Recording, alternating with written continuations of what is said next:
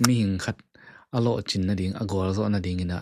akhan hian na akim la pam akipatta aze akimakai zia tunga tampi takinga hi gol zo na ding ung khak tan pen izon na ingaw na bang mai nei lo na te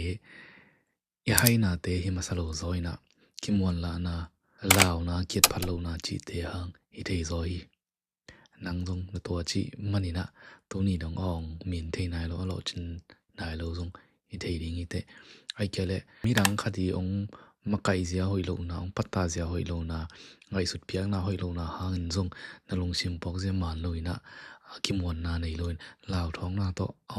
akipan ngam lo mi zong i thei ding i te tua ia mi khat akhan to na ding yat a personal growth a ding in zong akim la pam ake su khak pi te akhan hiat pi te agi ho pi te pen thupilo ma hi tonia ekimwan lo na zong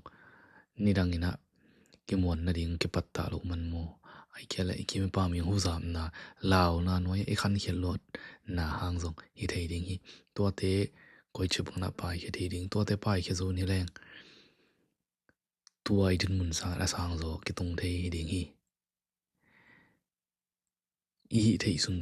i thei sun e shem na sun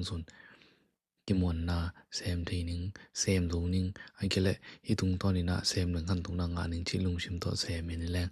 ki khang to tak pi indi hi mi ki ban zo tham ngel ding hi